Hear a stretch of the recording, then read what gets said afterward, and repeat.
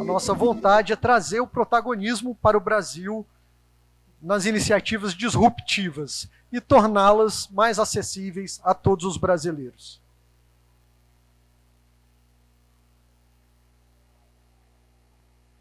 Para quem não conhece, esses são alguns eventos recentes nossos, alguns de grande relevância, como o caso do evento do Sir Konstantin Novoselov. Tivemos a oportunidade de trazer um prêmio Nobel de Física, que provavelmente criou a maior inovação de materiais do século, com a sintetização do grafeno, que é um material fantástico. Ele esteve aqui pelo Iluminante para poder explanar o que foi a grandiosidade do invento dele. Tivemos também vários outros eventos, como a apresentação da SXSW, na área de inovação de saúde, LGPD. Aqui temos a foto do nosso último evento, o Petit está até praticamente na mesma cadeira. E estamos aqui com o Reinaldo, aqui, que é o nosso evento de hoje. Bom, estamos com essas três frentes. Estamos aqui hoje no Happy Hour do Futuro. Vamos trazer novamente as terças da inovação, que são eventos maiores, para 300 pessoas, na Câmara Legislativa do Distrito Federal. E o Conversas Disruptivas, com os nossos diretores do Iluminante, trazendo assuntos mais leves, em formato pocket, num formato menor.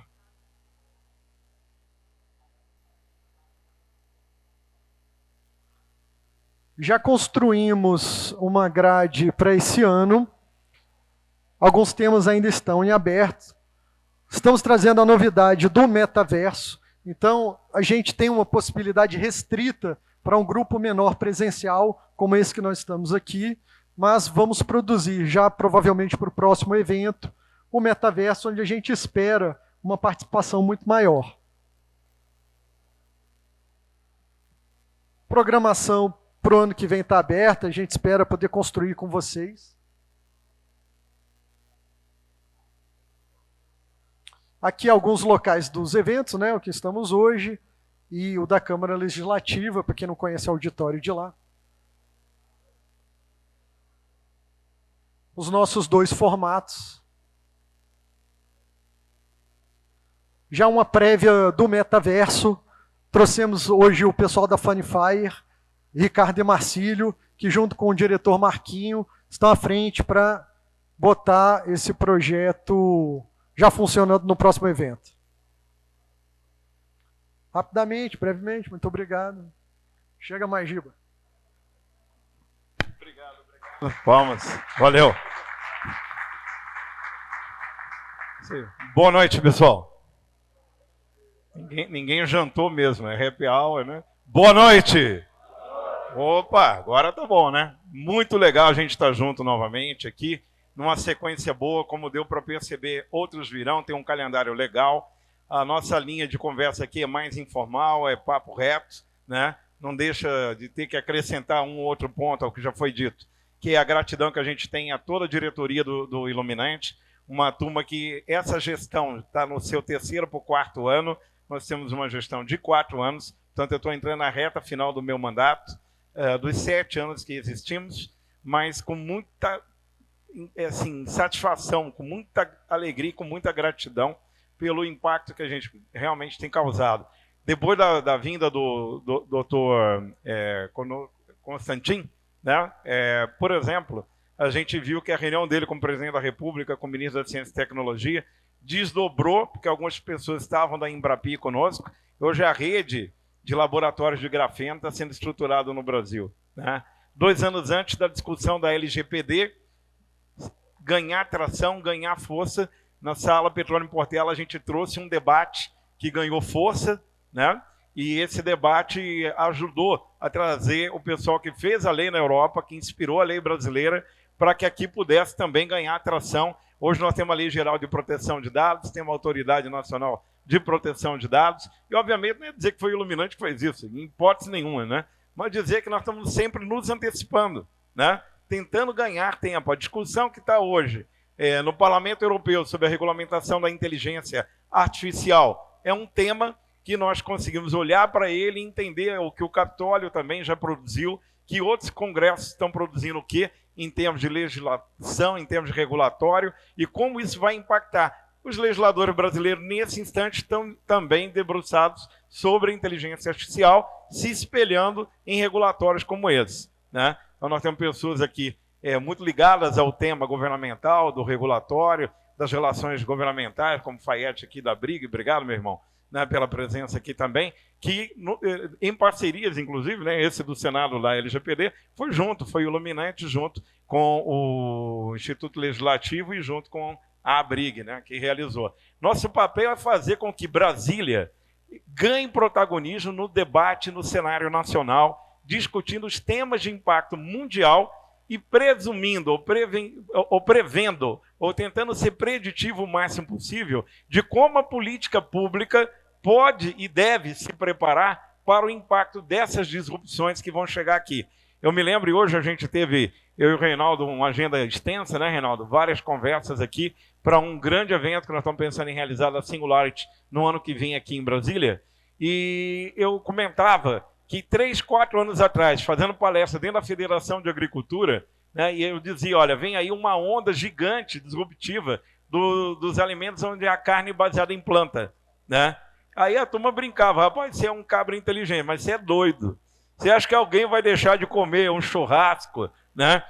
Bom, resultado, hoje o próprio 3G, que são 3 cariocas lá, o Lerman, um deles, né, liderando, né, foi o primeiro a pegar a Beyond Burger, fechar um acordo e levar para o Burger King mundial, né, a carne baseada em planta. Hoje você tem a carne que sangra, né, porque é uma enzima de uma proteína, de uma batata roxa, sei lá o quê.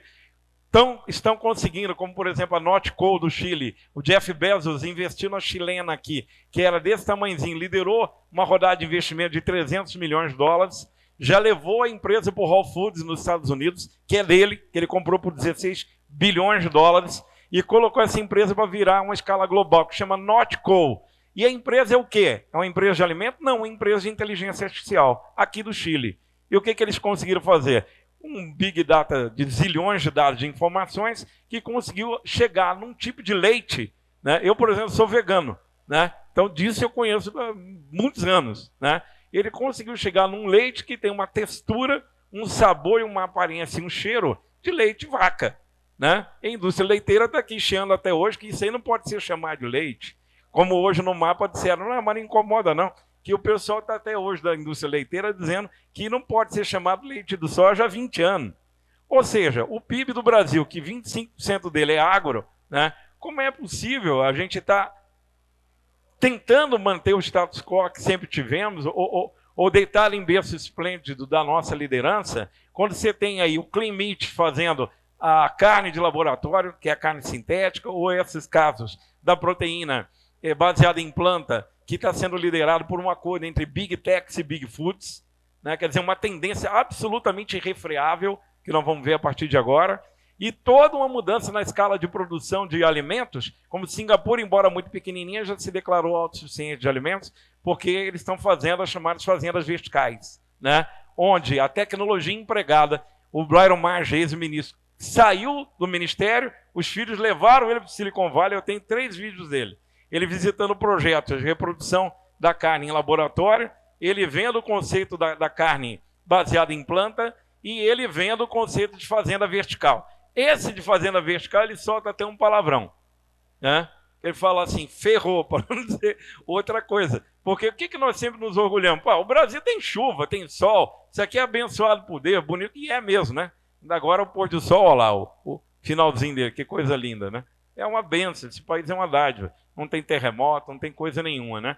Mas nós não podemos mais ficar com esse discurso, pelo simples fato de que uma produção de alimentos em fazenda vertical, baseada em IoT, baseada em sensores, tem controle de luminosidade, tem controle de temperatura e de umidade indoor, com 150 a 300 vezes maior produção de alimento por hectare do que se tivesse ao ar livre, onde o sol ali é substituído por neon.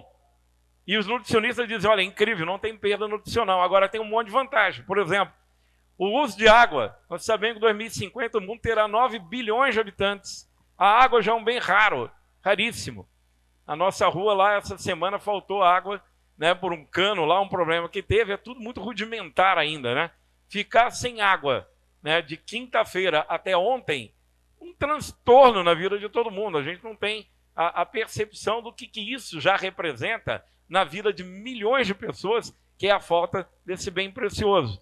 E nesse tipo de fazenda vertical, o uso de água é apenas de 5% do uso da água atual. O pesticida, que é um grande debate, né, do envenenamento humano, dessas porcarias que a gente compra e come todo dia, de agrotóxico, é zero na produção vertical. Então você só tem vantagem, e ainda com custo menor em escala de produção. Então significa dizer que nós estamos correndo o risco na competitividade global do próprio país, em não olhando para a tecnologia, em não olhando para a disrupção, em não olhando para a inovação, de novo, em berço esplêndido, né? Ver daqui a pouco Israel com o kibbutz dele lá, né? Liderando o tema de verticalização de produção. Olhando, por exemplo, para favelas, para a periferia, onde a produção de alimento poderá ser feita local, diminuindo o custo logístico. Quer dizer, será que na campanha política que está aí, seja no nível local, nacional, ninguém fala disso? Então, essas temáticas que nos provocam e até nos incomodam muito, é parte das visões que a gente procura ter. Hoje, particularmente, é um dia de muita felicidade para mim, porque estabeleci um elo de amizade com o Reinaldo Gama, pelo qual eu tenho uma admiração incrível. Os senhores que são da maior parte aqui, quem é de tecnologia ou ligado à tecnologia, levanta a mão aqui. Maravilha. Quem é da área de investimento, levanta aqui, o funding, etc. Tem aqui, tem lá atrás. Obrigado. O Reinaldo, ele convive muito fortemente, é uma referência nesses dois mundos, porque o Reinaldo foi o grande case ali do Cubo do Itaú, né? Quando o próprio setor financeiro, que é muito tradicional e muito lucrativo no Brasil, como nós sabemos, ficou olhando também para o tamanho da disrupção que vinha na onda dele, das fintechs e etc. e tal, e precisou também acordar. Então alguém chacoalhou e fez acontecer nesse setor. Depois o Bradesco criou lá o InovaBra, tem uma série de outras inovações, né, que vieram a partir do case que o Reinaldo pilotou lá no Cubo do Itaú. Essa amizade se estabeleceu pouco antes da pandemia, né, Reinaldo? A gente bateu um papo mais sério, mais aprofundado, de que precisava compreender Brasília como foco da política pública nacional para a discussão dos grandes temas globais. E eu te agradeço demais, porque desde aquela época você teve essa sensibilidade de olhar para isso, de dizer, cara, me explica melhor. Aí nós fizemos na época uma agenda para ele aqui, entusiasmamos em começar essa agenda através da grande temática que é o agro, né? Mas podendo falar hoje de fusão nuclear na área de transição energética, hidrogênio verde, qualquer tema de grande disrupção no mundo, a Singular está não só atenta, como ela provoca o nascimento do próprio tsunami, de alguma maneira, né? Porque ela está pensando muitas décadas na frente, muitas décadas. No caso da Singularity University, focar em projetos que alterem o mínimo de 1 bilhão de vidas, faz com que ela naturalmente crie e, de alguma maneira, induza o processo de transformação humana, né? O processo de transformação produtiva, o processo de transformação da tecnologia e das inovações. Esse é um peso e uma responsabilidade que eles estão buscando cada vez mais olhar dentro desse futurismo com aquilo que eu lá no meu blog tenho cuidado. Ele me dá o prazer de ser um leitor meu também, no blog do Correio Brasiliense. O Futuro Já Começou, aonde eu procuro me posicionar como humanista digital, aonde, através do Iluminando, nós estamos tentando antecipar a discussão em relação aos impactos das transformações. Como é que isso impacta a vida humana, como é que isso impacta a sociedade de uma maneira geral, né? Reinaldo veio aqui, nós preparamos, então, para fazer um grande evento aqui em Brasília, que seria o evento mais disruptivo já realizado sobre o futuro do agro. Preparamos tudo, buscamos, inclusive, patrocinador, fechamos com o CICB, e aí veio a surpresinha da vida chamada pandemia, né?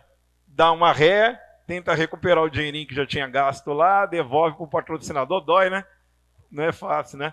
E aí passou 2 anos, vivi uma etapa junto com ele, assim, acompanhando de longe, que ele tinha na época o Learning Village, um projeto extremamente interessante de posicionar a Singularity no Brasil em 4 setores que eles entendem, que ele vai falar, quando olham para o Brasil, eles veem com maior potencial. Eu não vou dar spoiler aqui para ele, né? Deixa para você, Reinaldo.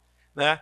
Mas nós não tivemos condições de fazer aquilo, mas eles fizeram em São Paulo, se instalaram no Brasil, estruturaram a presença da Singularity aqui de uma maneira fantástica e que só cresceu de lá para cá. Ele vai contar também um pouquinho de quem é a Singularity hoje no país. Como pensa globalmente, o que ela enxerga em relação ao Brasil, em que ponto que está, e nós estamos trabalhando agora na agenda dessa vinda dele, não apenas para esse happy hour, mas para uma agenda muito estruturada de interlocução governamental, empresarial. Já fizemos várias reuniões e amanhã teremos outras várias, para poder conversar sobre a viabilidade de se trazer um debate, uma grande discussão, sim, de novo, para o futuro do agro, futuro da alimentação, através de um evento no segundo semestre, ou pelo menos segundo trimestre do ano que vem. Né? Então, esse arranjo não seria possível de se organizar sem o privilégio da presença de cada um dos senhores. Né? Eu agradeço demais cada um dos membros da diretoria que se empenhou, desde já eu agradeço, para convidá-los. Observem que no evento anterior nós abrimos inscrição e a tendência nossa é não fazer isso, é convidar só quem a gente acha que merece estar aqui. E aqui, Reinaldo, nós estamos com um nível de representatividade do foco empresarial, de inovação, de empreendedorismo, de empresas, de grupos empresariais, com presença nacional. Estou vendo aqui o Grupo COI, estou vendo a Plano, estou vendo empresas que têm uma atuação como a Memora, né? Estou vendo aqui, já não é Telemicro, né? Eu tenho que me atualizar. A TIV. Né? Temos aqui empresários, por exemplo, também do Vale do Silício do Canadá, como é a ForVR aqui do Edelon, né? Que está aqui num projeto grande também, ligado a isso. Então tem muita gente aqui representativa. O Gabriel, que no mundo dele também é um protagonista nacional, um dos líderes no país na área de brindes, né? E cada vez com mais inovação. A Tainá, que é um destaque, vamos ser companheiros de palestra lá no Blockchain Rio Festival, né? Em setembro, porque ela é um case aí a mídia nacional persegue ela do que essa senhorita conseguiu fazer em relação à sustentabilidade do campo, à agricultura orgânica, tudo baseado em criptomoeda e mais do que tudo isso, baseado na credibilidade dela. Né? Nós temos aqui uma presença importantíssima também. Eu estou mencionando alguns nomes, podem me falhar alguns, né? Mas aqui a Elvira Cruvinel, que representa a Universidade do Banco Central, Reinaldo, que está aqui também, que é importante a gente depois dar uma palavrinha. O Djalma, aqui do TechSoft, o nosso vice-presidente Fônia, que é o presidente da BIPT, que é a maior entidade do setor dos institutos, dos ICTIs, né? Do Brasil, quer dizer, aqui congrega nacionalmente, né, todos os institutos de tecnologia, e nos dá a honra de ser um dos fundadores e vice aqui também. As universidades, nós temos aqui a Católica, o Projeção, o IESB, falta alguma, acho que tem o DF, deve estar aqui também. Temos aqui o Leonardo e o Gustavo, que nos honram muito também com a presença deles, porque representam, você ouviu ainda agora na reunião do nosso, no Ministério da Agricultura, né, falar muito sobre biotic. Né? Vocês foram muito bem, qualitativamente bem citados lá no mapa, né? E estão fazendo um trabalho incrível de um projeto que há 20 anos enterrado aí, finalmente conseguiram criar um fundo, né? Tem um VGV absurdo vindo aí, com foco imobiliário, mas também com foco de atratividade empresarial, premiando a cidade ou reconhecendo a cidade como não um ecossistema, mas como é que chama isso? Um bioma, né, de inovação e tecnologia. Me perdoem aqueles que eu não consegui mencionar aqui, mas eu quero que você hoje fique à vontade para contar para a gente um pouco sobre a Singularity, né, o que a gente pode esperar de uma visão da empresa a nível global, a nível Brasil, e particularmente o teu olhar, pelo pouco que você ainda conhece, mas o que já foi possível perceber aqui em Brasília. Senhoras e senhores, me ajudem a receber com todo carinho em nossa cidade, Reinaldo Gama. Muito obrigado, muito obrigado.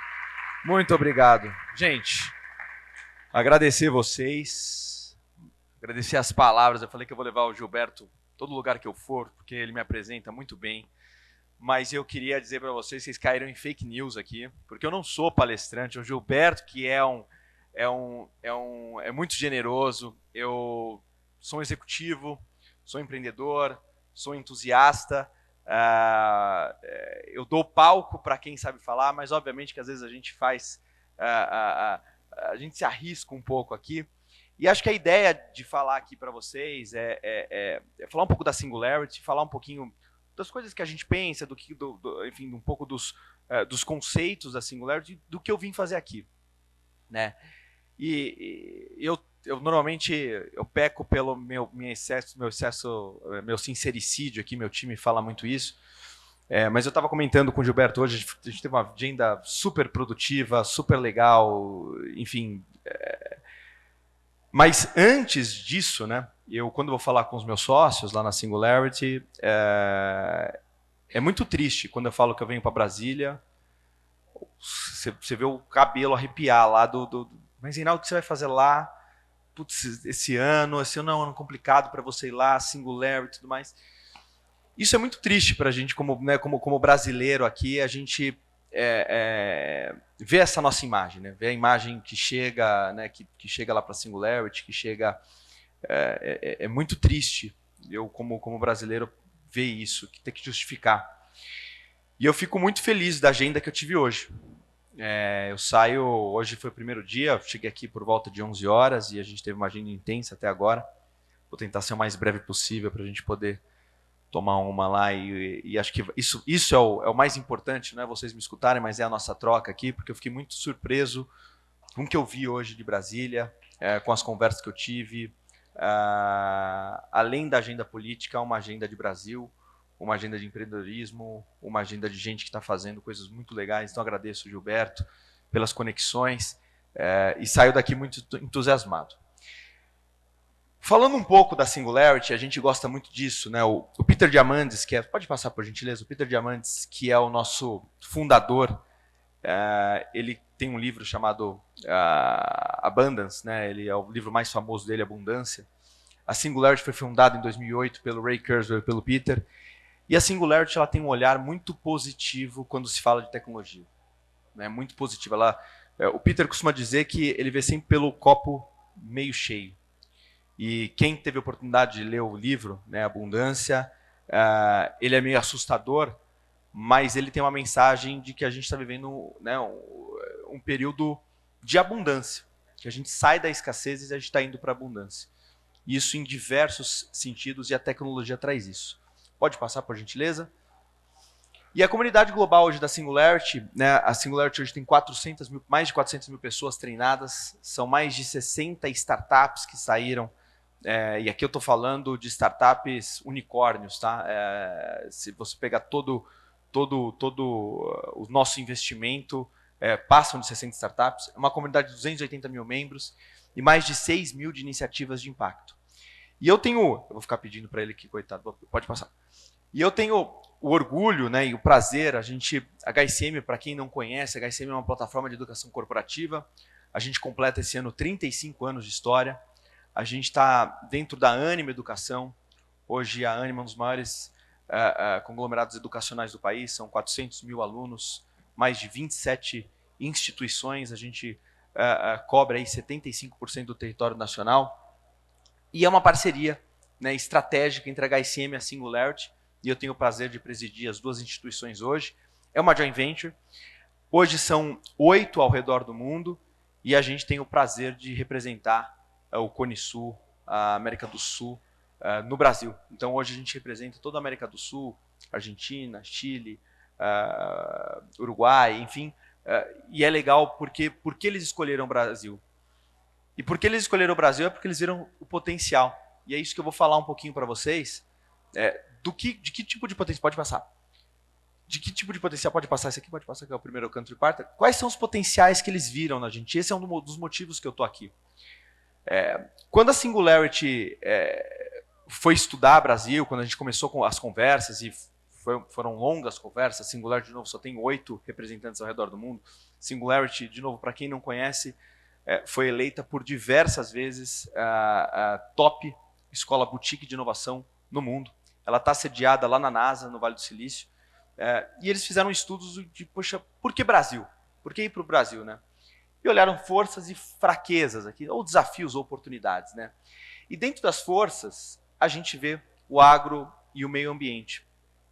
E esse é um dos motivos que eu estou aqui hoje. Estou em Brasília e minhas conversas com o Gilberto começaram assim, para a gente tentar trazer aqui, e aquela conversa que eu tive quando eu tive que justificar por que eu estava vindo para cá, o que eu ia vir fazer para cá, é mostrar que, de fato, o Brasil tem uma agenda muito positiva, uma agenda muito interessante, que a gente tem que mostrar, levar para o mundo essa agenda de agro. Eu estava discutindo com algumas pessoas hoje, né, e aqui não é para a gente sentar e ensinar, aqui é para a gente ensinar. E, obviamente, a gente trazer cases do mundo, trazerem inovações, inspirações ao redor do mundo, mas para mostrar que coisas que estão se falando em outros lugares do mundo, a gente já fala aqui há muito tempo. A gente tem cases muito interessantes, a gente tem números muito interessantes e a gente precisa levar essa agenda. E esse aqui é o desafio da gente montar o primeiro evento de agro da Singularity no mundo e seja aqui em Brasília. Também isso é muito interessante, porque eu sou sempre questionado, Reinaldo, mas por que não em São Paulo? Porque também a gente precisa sair dessa agenda de São Paulo, a gente precisa começar a trazer essa... se a gente quer impactar 1 bilhão de pessoas, a gente precisa trazer isso um pouco. Então, essa é um pouco da nossa agenda aqui no Brasil. Pode passar? E eu vou passar muito breve aqui, muito rápido, um pouco dos conceitos da Singularity, né? O que a Singularity discute muito, né? A Singularity, muito se fala de disrupção, muito se fala de inovação. E o que a Singularity costuma sempre dizer é que inovação é você sempre melhorar aquilo que já existe. E o que a gente vê ao redor do mundo é que muitas das empresas que a gente conversa, elas são inovadoras. Elas sempre estão melhorando aquilo que elas têm. O grande ponto é a disrupção. É você criar, tornar algo que é muito bom obsoleto. E eu posso usar aqui N exemplos que vocês aqui no grupo Super Sênior já devem ter visto em N palestras, em N seminários, em N exemplos aqui, N vídeos, que são os exemplos que a gente tem, mas eu gosto de usar muito o exemplo aqui da Apple. Por quê? Porque normalmente a disrupção normalmente não, mais de 90% da disrupção, não vem da nossa indústria, ela vem de outra indústria. E eu gosto de usar muito o exemplo da Apple, porque a Nokia, ela era uma empresa de dezenas de bilhões de dólares e era a empresa mais inovadora, com mais capital, com mais recursos, com mais capital intelectual. Só que ela não conseguiu se disruptar. Ela tinha inventado o telefone, né, que eles chamam the glass phone, o telefone de vidro, muito antes da Apple. Só que não pegou. Não foi para frente. Não foi para frente porque os clientes reclamaram que faltava teclado no telefone. E ela deu um passo para trás e ela continuou inovando nos teclados, ela continuou inovando nas tecnologias e ela, em 3 anos e meio, ela praticamente foi extinta do mercado com uma empresa que não era do setor dela. Ela não olhava isso. E a Singularity, ela puxa muito isso. O seu setor hoje, quem que você não está vendo, que vai te disruptar? Ou será que a gente vai ter o primeiro caso que a disrupção venha do próprio setor? E isso é muito importante, porque a gente no moedor de carne, né, no dia a dia, a gente não consegue olhar para a disrupção. A gente consegue olhar para a inovação. A gente consegue olhar para melhorar aquilo que existe, para ganhar eficiência, para ter um produto melhor, para trazer, enfim, eficiência de custo, eficiência de receita, para estar em outros pontos, para trazer uma feature nova. Mas a disrupção, ela é muito difícil, porque é muito difícil a gente pensar em algo que vai matar a nossa indústria. Porque a gente normalmente é muito apaixonado pela nossa indústria e a gente acredita muito naquilo que a gente faz. Então, essa é uma das provocações, e de novo, gente, eu não sou palestrante, tem experts na Singularity que falam isso muito bem, mas esses são conceitos que a gente gosta de trazer muito. E tem um outro conceito que a gente gosta de trazer bastante, que é um framework que o Peter trouxe há muitos anos, que é o 6Ds. A gente fala muito do 6Ds. Pode passar? E o que é o 6Ds? O 6Ds, eu gosto desse conceito para você justamente entender onde é que está a sua indústria. Então a gente pega aqui um exemplo da câmera digital, né? Primeiro você digitaliza. Primeiro você torna aquilo digital. Você pode falar da câmera digital, você pode falar de vídeos, você pode falar de N coisas, mas esse é o primeiro passo, a digitalização. O segundo passo é a decepção. Então, Quem não se lembra quando, né, teve lá a câmera digital, falou, puxa, mas vou ficar olhando aqui nesse visorzinho aqui? Eu gosto de revelar, eu gosto de ter ali, isso aqui não vai para frente, isso aqui esquece. É a decepção. Eu acho que a gente está vivendo um momento muito interessante, principalmente aqui no Brasil, acho que nos Estados Unidos menos, tá? Mas da decepção dos assistentes virtuais. A Siri, a Alexa.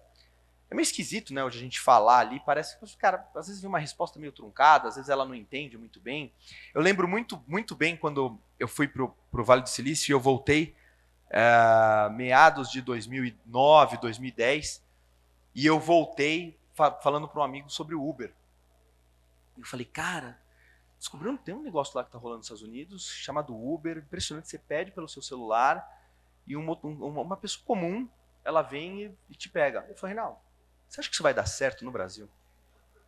Sinceramente, você vai entrar num carro de desconhecido. Ou pior, você vai pegar teu carro e vai ficar andando aí e pegando desconhecido na rua. Cara, sequestro relâmpago, vai ter roubo, vai ser uma loucura isso aqui.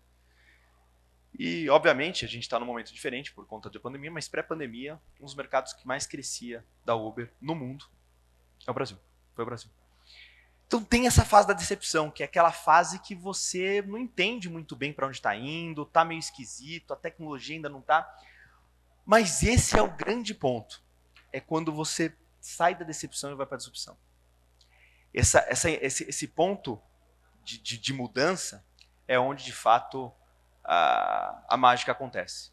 Que aí vem a disrupção, e aí vem a desmaterialização. O que é desmaterialização? Ela vai ficando menor, ela vai ganhando... Né, ela vai, se você pegar, né, agora os iPhones estão crescendo, né? Mas se você pegar as máquinas, né, ela chegou até hoje. Você pega isso aqui é uma máquina tão potente quanto aquele canhãozão que a gente tinha. É um negocinho desse tamanho, é mínimo, né?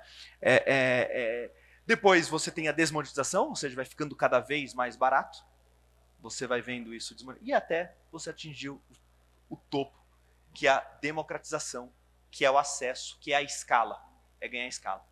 Então, eu gosto muito desse framework, e de novo eu estou passando aqui muito rápido, primeiro porque, de novo, eu não sou um expert aqui no tema, mas são conceitos que eu queria trazer para vocês, e outro que eu estou com sede, mas eu queria trazer para vocês aqui um pouco, para você tentar entender a que ponto que você está, que tecnologia que você está enxergando hoje, onde que ela está? Ela está na decepção, ela já está na desmaterialização, ela já está na democratização, tem que partir para outra, ou ela ainda precisa ser digitalizada?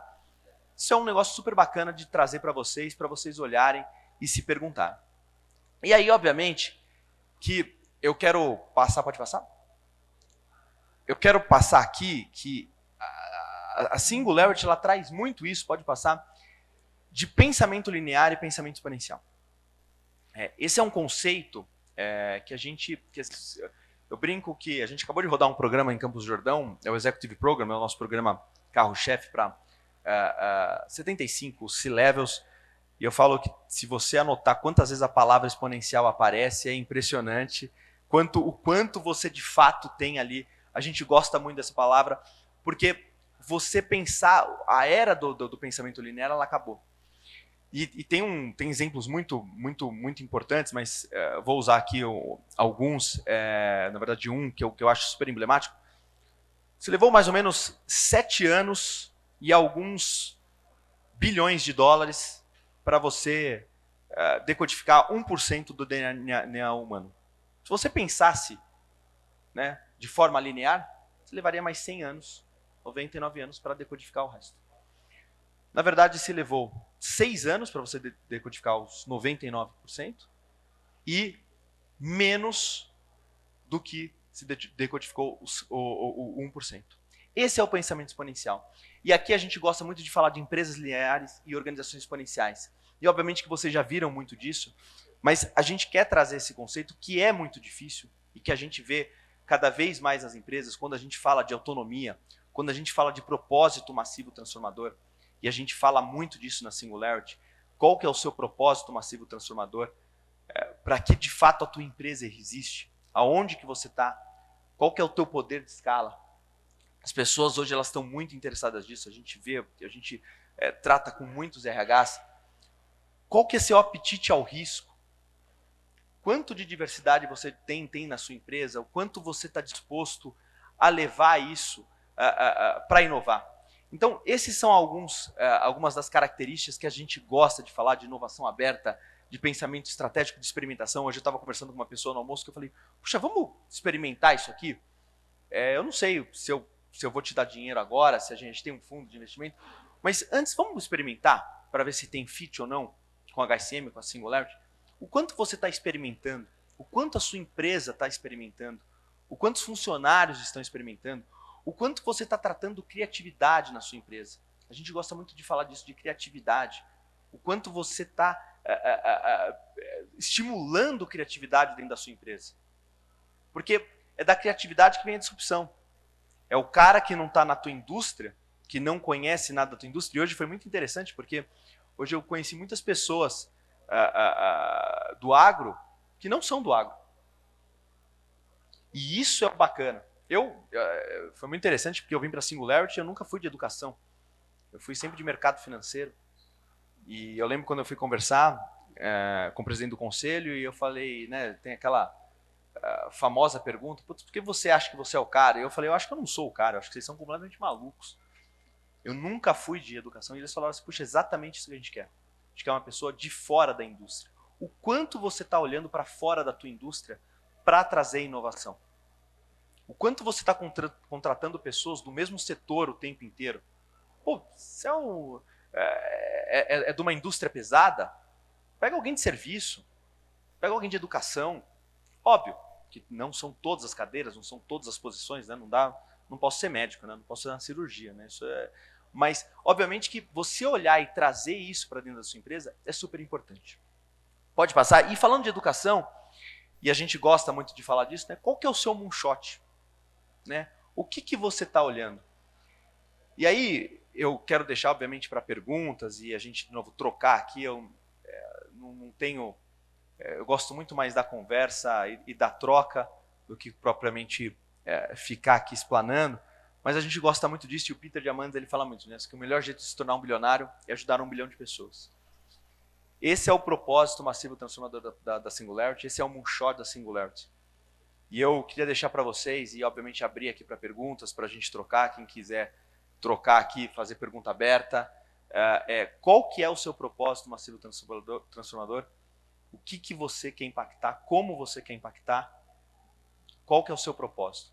Hoje o meu propósito aqui é de fato, a minha agenda aqui é levar um Brasil diferente. E eu tô aqui, eu saio daqui muito feliz hoje, com um grupo tão bacana e das conversas que eu tive. E eu espero poder contar com vocês. Quem sabe vocês estão presenciando aqui, a hora que a gente tiver um evento enorme, um evento que vai entrar na agenda, vocês falam, puxa, eu lembro do Reinaldo falando isso, eu lembro do Gilberto falando disso.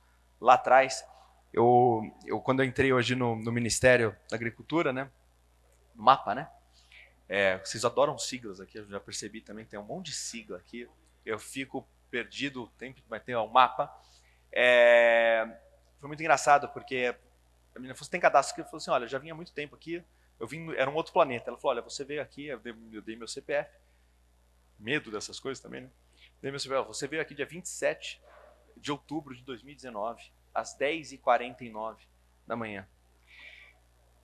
E eu fiquei pensando numa coisa que a gente fala bastante também na Singularity, né? Gerar impacto leva tempo. Não é fácil. A gente estava com tudo pronto, a gente estava com patrocínio, a gente estava com local, a gente tinha um evento, e aí veio um negócio chamado Covid, que ninguém sabia o que era. Ainda, eu acho que vai ser muito interessante, daqui uns 10 anos, 15 anos, vão descobrir que quem tomava mais suco de laranja tinha menos propensão. Acho que a gente ainda não entende nada desse negócio. Eu acho que daqui 10 anos a gente vai entender o que foi esse negócio, que quem tinha mais exposição a alguma coisa tinha mais propensão. Mas a gente tem, né? Eu também costumo brincar muito, né? A gente está vivendo a era do ineditismo, e a gente precisa entender que os gurus e os especialistas, não tem especialista para isso que a gente está vivendo. Não tem especialista em coisa inédita.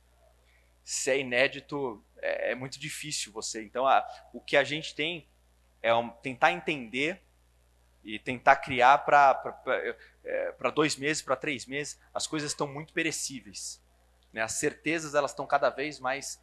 tudo isso que eu estou falando para vocês, elas podem virar totalmente bullshit em 3 meses, 2 meses. Tá tudo muito perecível. Por quê? Porque o mundo está mudando muito rápido. Eu gosto de uma palavra do Murilo Gun que ele fala: toda vez que você vai ver alguma representação do mundo que a gente está vendo hoje, vão falar, não, o mundo está em transformação, são sempre aquelas luzes muito rápidas, sempre uma imagem muito frenética, né?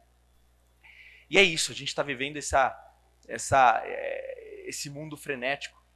E eu falei mais do que eu gostaria aqui, mas eu vou ter o prazer de responder perguntas aqui ou depois aqui enquanto a gente está tomando uma, então eu vou deixar aberto aqui, gente. Muito obrigado e espero falar com vocês aqui. Deixar aberto aqui, Gilberto. Obrigado, viu, gente? Obrigado. Obrigado, Reinaldo. Senta aqui um pouquinho. Bora. Vamos lá. Vou dar início aqui a perguntas. Pode levantar a mão e dirigir diretamente. Bom, meu nome é Ederlon, eu venho do Canadá, eu moro ali no Vale do Silício Canadense. E existe um programa do governo canadense exatamente para incentivar as startups e tecnologia e tudo mais.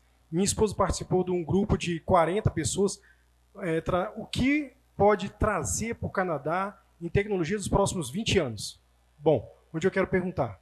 O que você vê exatamente esse investimento, essa busca do governo brasileiro exatamente trazendo as novas tecnologias e incentivando as startups?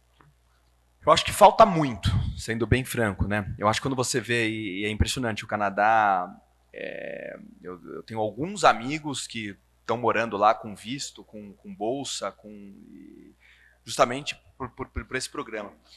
E obviamente que isso, de novo, traz diversidade, traz inovação e traz a disrupção para o país. Eu acho que a gente está muito aquém. Mas eu acho que o primeiro ponto que a gente precisa fazer, e eu acho que esse é muitas das conversas que eu tive hoje, primeiro a gente precisa falar que a gente tem aqui. Eu acho que a gente está precisando... Eu vou usar uns termos extremamente chulo aqui, gente, mas eu tinha um diretor, muitos anos atrás, que ele falava assim, Reinaldo, você já viu o ovo de pato? A gente está falando de agricultor, ovo de pato? Já comeu ovo de pato? Putz, nunca comi. Cara, o ovo de pato é 10 vezes maior, ele é 10 vezes mais nutritivo, mas você não vê. Você vê ovo de galinha porque ela cacareja. Ela cacareja muito mais para soltar um ovinho desse tamanho aqui. Ela faz um escândalo. O pato não, ele bota o ovinho lá e fica na... Eu acho que falta a gente levar um pouco do que a gente está fazendo aqui. Eu acho que tem coisa muito boa, mas, de novo, acho que está muito aquém. Acho que a gente precisa mais de iniciativas, a gente tem visto... Né, agora a gente vai entrar numa onda a gente viu um excesso de capital. Eu acho que agora a maturidade, hoje também a gente tem um fundo, a Anima Ventures, a gente tem um fundo hoje de 150 milhões de reais. A gente via valuations, né, 15 vezes o EBITDA, 20 vezes o EBITDA. E acho que agora a gente está num momento mais maduro e que a gente vai precisar desse tipo de incentivo. Então, acho que a gente está aquém. Eu acho que essa iniciativa, por exemplo, do Canadá, ela é maravilhosa, de trazer gente ao redor do mundo que queira lá, que tem um programa estruturado, que você vem com uma ideia e, de novo, não bota 10 milhões de dólares. Cara, tá aqui, eu vou te dar um auxílio residência, eu vou te dar um visto, eu vou te dar um... Putz, isso é maravilhoso. Muitas vezes as pessoas elas precisam só disso, elas precisam...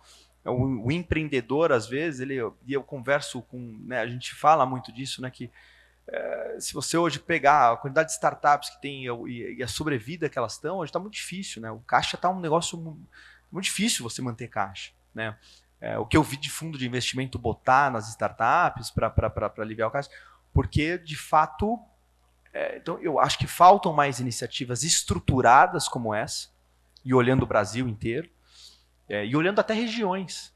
Poxa, de novo, uma iniciativa dessa aqui em Brasília, uma iniciativa, enfim, no Nordeste, a gente pegar em coisas, a gente olhar e sair do eixo Rio-São Paulo, porque tem muita coisa boa. Então, eu de fato, acho que a gente está muito aquém. acho que falta agora a gente mostrar, para a gente começar a ter alguma coisa e falta a gente mostrar um pouco para o mundo, cacarejar coisas boas. Acho que o Brasil, ele é um polo, quando você olha de América Latina, não é à toa que, se você pegar de Venture Capital, grande maioria dos investimentos são feitos aqui nas nossas startups, então tem muita coisa boa, a gente tem muita coisa bacana, mas falta um plano estruturado e eu acredito muito nisso. E foi ótimo você citar o Canadá, acho que é um belo exemplo a estudar e tentar criar. Ali no fundo, por favor, passa lá para o Frederico. Vamos criar essa dinâmica entre nós aqui. Boa noite, tudo bem, Reinaldo? Tudo bom. Boa noite a todos. Nas últimas semanas, nós vimos aí inúmeras startups promovendo demissões em massa. Né? Só um minutinho, se identifica, por favor, teu nome. Frederico Freitas, da área de Head de Operações da H2 Verde, uma empresa de transição energética. Então, vamos lá. Nas últimas semanas, nós assistimos aí inúmeras startups promovendo ondas e ondas de demissões. Né? E quando você formulava a sua resposta, você falava exatamente de um certo grau de maturidade.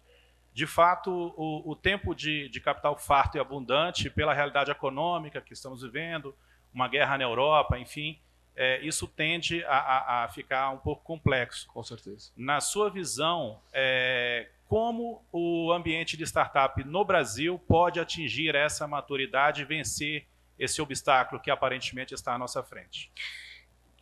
Muito legal essa pergunta, e eu não sei se vocês tiveram a oportunidade de ver uma carta aberta da Y Combinator. A Y Combinator é uma das maiores aceleradoras do mundo.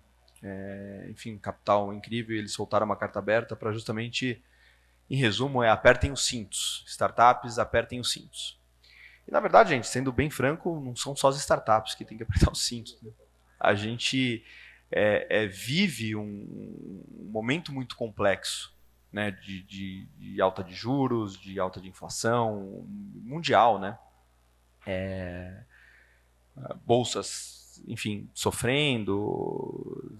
Pega a Magazine Luiza, mais 70% de perda aí, enfim. Então, é um momento muito, muito complexo, mas eu acho que é um momento de muita oportunidade.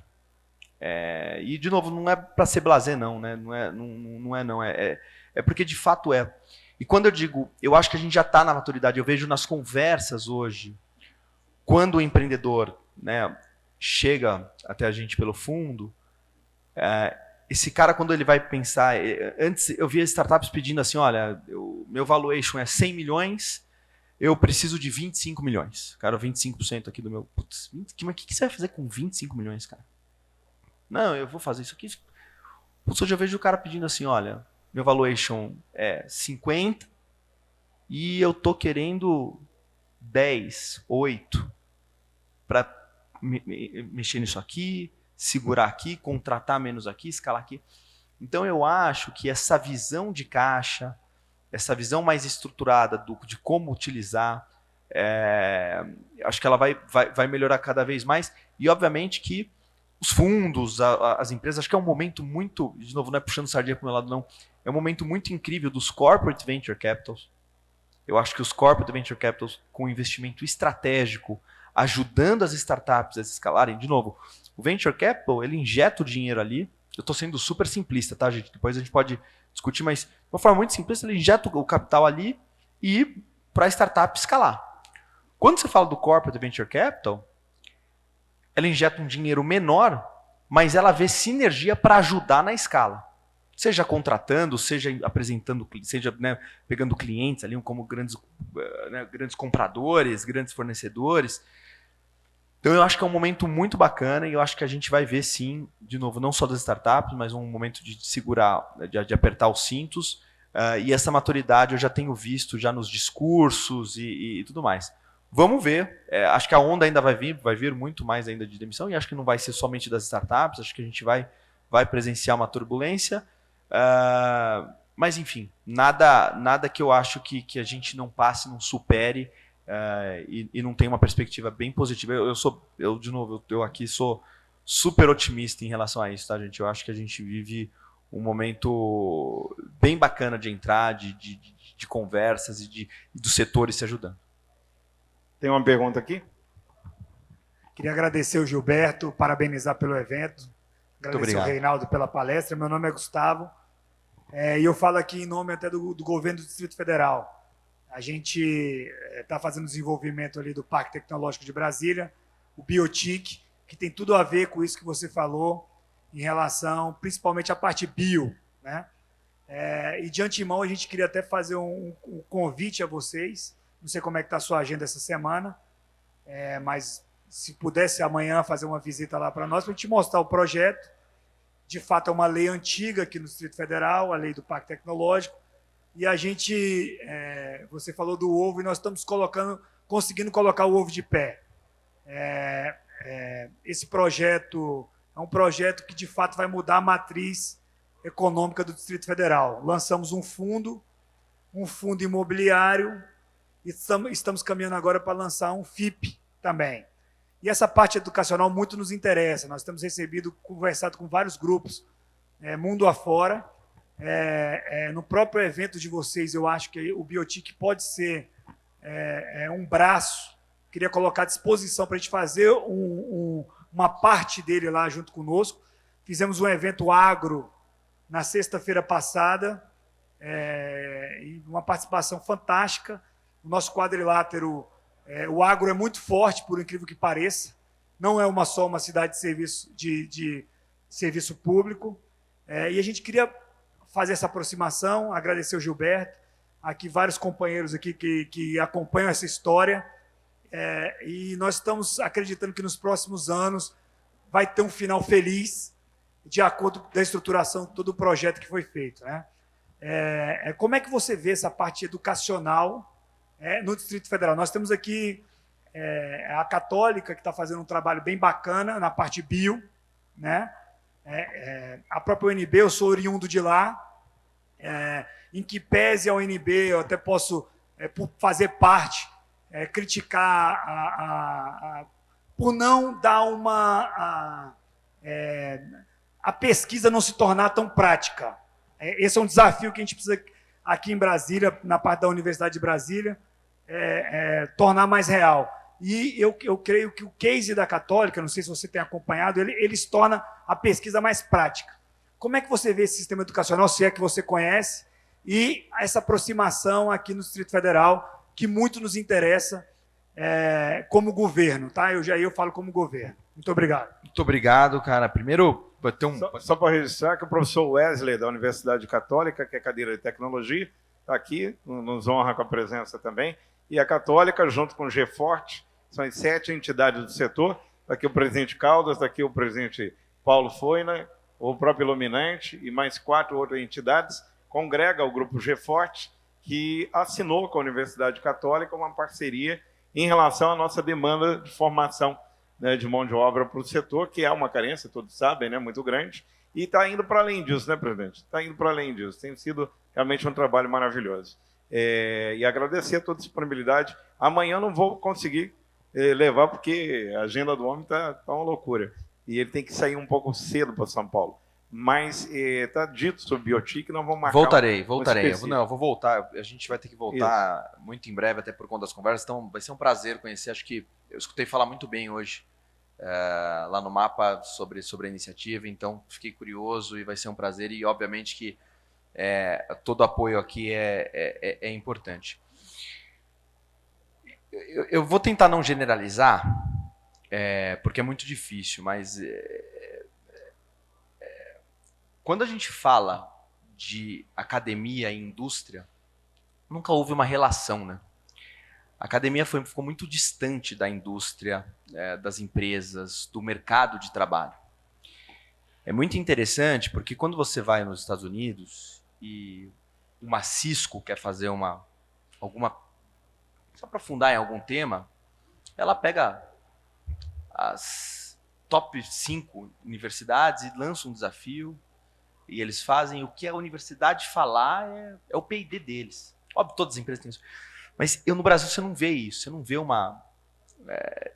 de novo, não quero generalizar, porque existem sim iniciativas, mas é ainda muito pequeno, é muito distante. Eu acho que a academia e a indústria, as empresas, o mercado de trabalho estão começando a entender isso agora. Quando eu vejo iniciativas de aceleração, de startups surgindo dentro das universidades, isso me dá uma alegria muito grande, porque é uma faísca, mas é uma aproximação, é um lugar muito importante. Então, eu acho que a gente ficou muito tempo distante, e eu acho que a gente tem que levar essa provocação de novo, para a academia, para as empresas que a gente está, porque tem setores de pesquisa muito interessantes. De novo, e eu vejo cada vez mais saindo deste teórico. Ainda é muito acadêmico, ainda é muito teórico, mas eu vejo um olhar muito mais voltado para cá. Né? Muito mais voltado. Por que hoje uma HSM, só para você ter uma ideia, no primeiro semestre a gente rodou mais de 250 projetos e capacitamos 60 mil pessoas dentro de empresas, sincronamente. Ou seja, eu não estou falando de cursos assíncronos, estou falando presencial, ao vivo, 60 mil pessoas. Por que tem muita demanda? Porque, primeiro, que está mudando demais, e segundo, porque a base é muito ruim. Né? A gente vê isso, a gente vê que essas discussões elas precisam estar mais na academia. Essas discussões de inovação, de disrupção, de organizações exponenciais, de autonomia, de futuro do trabalho, de propósito, elas precisam estar mais lá. Então eu vejo que, de novo, no meu olhar mega otimista, acho que já foi muito pior, acho que a gente está num caminho, tem muito para se fazer, mas a gente precisa aproximar mais a academia das empresas, das indústrias, a gente precisa fazer mais, precisa quebrar essa barreira aqui. Acho que a gente está vendo nas aceleradoras, nessas pequenas iniciativas, mas tem que trazer mais para os espaços, para discussões como essa. Fico muito feliz de ver um professor aqui, porque é muito interessante. Quando eu faço essas palestras, quando eu estou dentro, né, eu estou nesses meios, é muito difícil você ver um professor. Você vê executivo, você vê empresário, você vê empreendedor. A gente tem que chamar mais professor para isso. Você conhece um bom professor, alguém da área acadêmica, chama para o teu evento, traz ele, aproxima. A gente precisa aproximar mais isso. Acho que isso é nosso. Eu costumo fazer muito isso porque é muito, muito ruim você não ver. Né? Ótimo, é muito legal, a gente quer fazer negócio, mas o professor ele tá lá na ponta, ele está pegando ali a nossa mão de obra.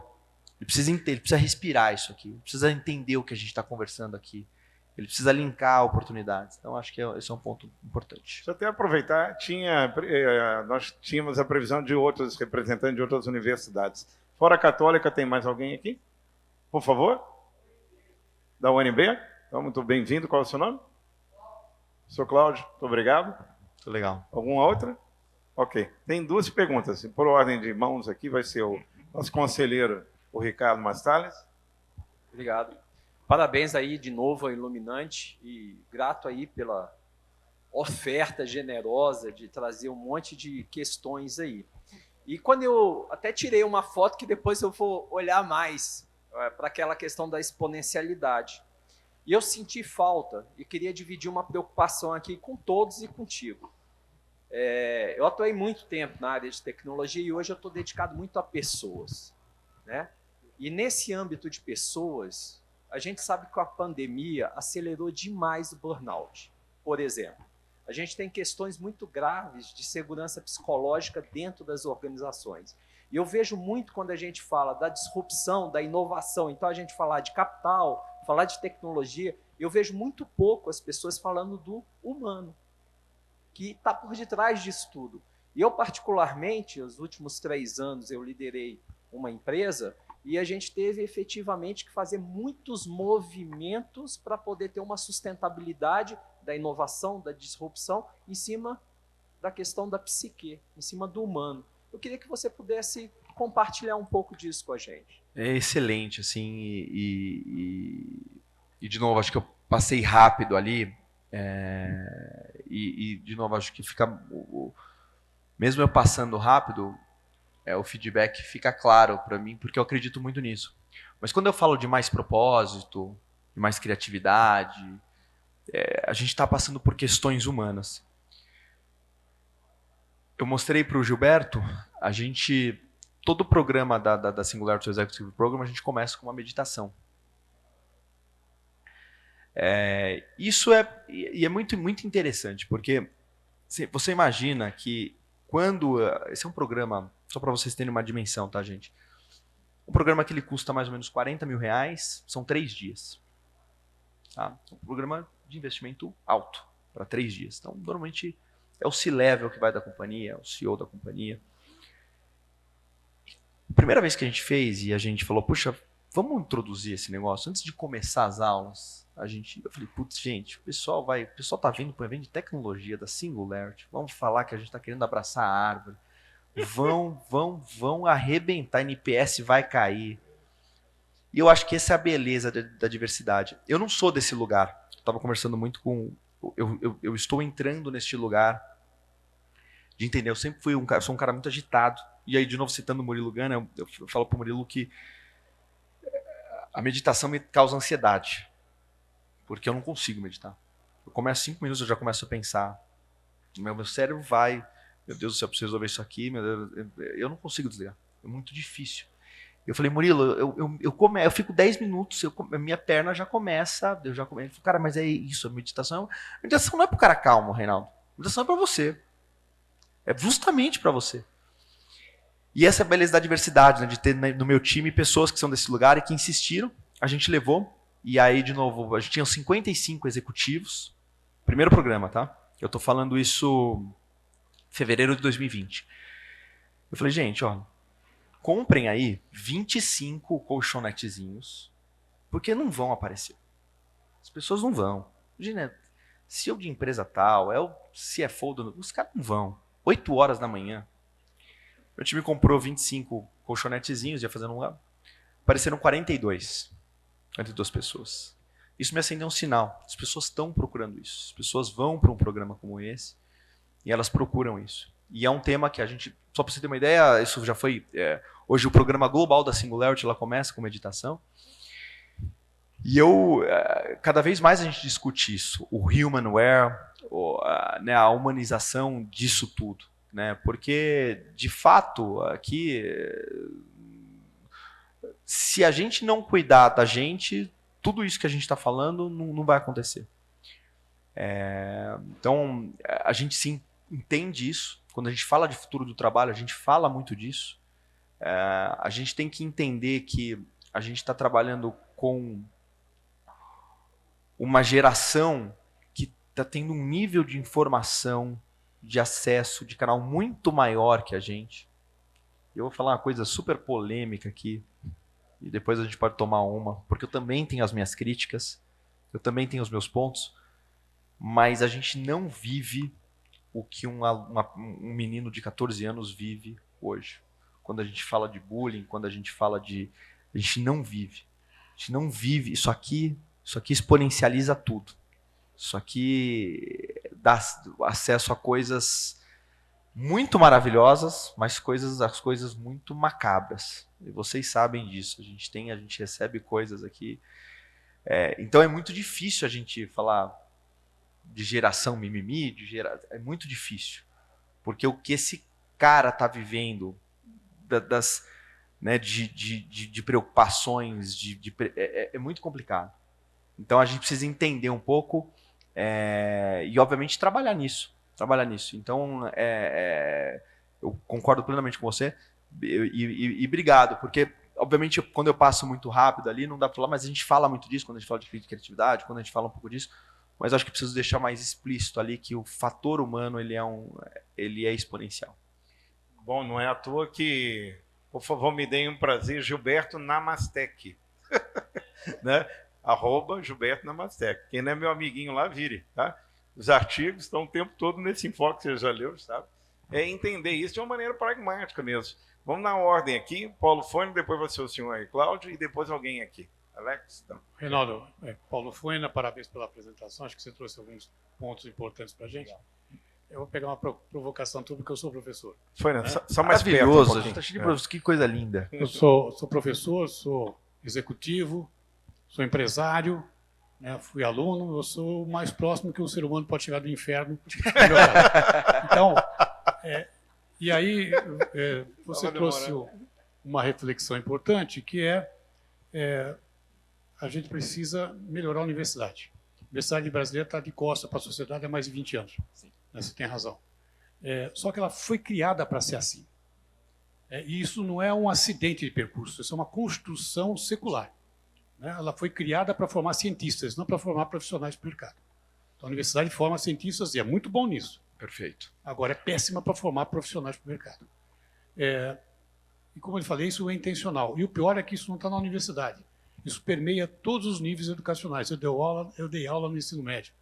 Então, você tem uma educação hoje. Você falou do garoto aí, o que ele faz com o celular. A gente está assumindo que um garoto de 7 anos de hoje é o mesmo garoto de 7 anos de 40 anos. É inconcebível. A gente dá as mesmas sequências educacionais do ensino fundamental e ensino médio que a gente dava há 40, 50 anos, no tempo do Anísio Teixeira, lá na fundação da primeira reforma educacional brasileira, em 1947. Então, agora, isso é intencional. Nós vamos conseguir mudar isso? Pode ser dentro de um século, mais ou menos, a gente consegue mudar. Só que não dá tempo. Nós vamos ter que conviver com isso. Então, eu gostaria de saber contigo se tem algum exemplo mundial, né, ou alguma relação de vocês, numa situação similar, em que a gente tem uma intencionalidade que é destrutiva por parte dos órgãos públicos, do governo, em termos de educação, não é descolada da realidade, da demanda do mundo moderno, mas a gente vai ter que conviver com isso. Quer dizer, como é que a gente sai, como é que a gente, se isso é um ponto fraco, a gente vai conviver com esse ponto fraco muito tempo. Como é que a gente convive com isso, como é que a gente consegue sair do outro lado, apesar disso? São ótimas colocações, de novo, acho que o papo aqui ele é muito bom e eu concordo em tudo que você falou e existem exemplos, sim, existem exemplos no mundo e é muito interessante que são exemplos que não são triviais. Então você tem, por exemplo, a Minerva University, é uma universidade, para você ter uma ideia, ela não tem campus, ela não dá nem para falar se ela é holandesa, mas é porque ela surgiu de um holandês. Mas é muito interessante porque ela não tem campus, ela se propõe a dar desafios e o cara sai dali formado ele não tem uma formação, né, com diploma. Né? E aí, de novo, a gente fica difícil, né, porque é o ovo e a galinha aqui. Né? Você começa... Será que as empresas vão aceitar esse cara que se formou na Minerva e que não tem uma formação formal? Eu acho que a gente está nessa discussão. Eu acho que a gente tem visto essa discussão né, dos nanodegrees, das formações. A gente está vendo, por exemplo, hoje um profissional ali, a gente tem bastante gente da área de tecnologia, ele passa 5 anos hoje, 4, 5 anos hoje, fazendo ciências da computação. Dá vontade de chorar. Falar esse nome, você sente cheiro de mofo, a hora que você fala ciências da computação. Só que esse cara, ele termina e ele vai para uma Gamma Academy, por exemplo, que é uma escola que vai falar para ele como é que funciona o Python, como é que ela precisa aprender a programar em Python, ela precisa entender essa linguagem. E aí a gente vê o quantas pessoas que largam, né? A evasão tá enorme. Por quê? Porque o cara ele vê que, putz, se ele fizer um curso de 6 meses pagando metade, ele já tem um emprego. Ele já consegue entrar. Porque as empresas não estão... Eu lembro que eu trabalhei num grande banco e o processo de trainee, ele falava assim, olha, para você poder entrar no processo de trainee, você só pode ter essas... Você tem que ser dessas 5 universidades. Se você não for, você não... E eu vi esse banco já não tem mais essa exigência. Né? Óbvio que ela tem, e é importante você ter isso, mas você também precisa ter uma inclusão, porque nem todo mundo às vezes teve a oportunidade de entrar nessas 5 universidades. Então eu acho que a discussão ela é longa e eu vejo pouquíssimas universidades entrando nisso. E aqui no Brasil eu não vejo, eu vejo, acho que assim, na Ânima a gente tem colocado, a gente tem o E2A, é um modelo novo que a gente tem trazido as empresas para darem aula. Só para você ter uma ideia, a própria HSM tem um semestre lá que eu trago organizações exponenciais, que eu trago na Cinta Lab, que eu trago jogos infinitos, que eu trago coisas que a gente está falando aqui. Mas é um processo longo e a gente precisa entender, as universidades precisam entender, as escolas precisam entender. Olha, eu quero formar cientistas, eu quero formar acadêmicos, eu quero formar executivos, eu quero formar empreendedores. A gente precisa ter essa opcionalidade. O pasteurizar não funciona mais. Tem gente que funciona, tem gente que está amando o ensino à distância, está amando o digital. Tem gente que odeia, né? Eu falo, por que eu ia na universidade? Sinceramente, eu ia para criar relações humanas, para socializar.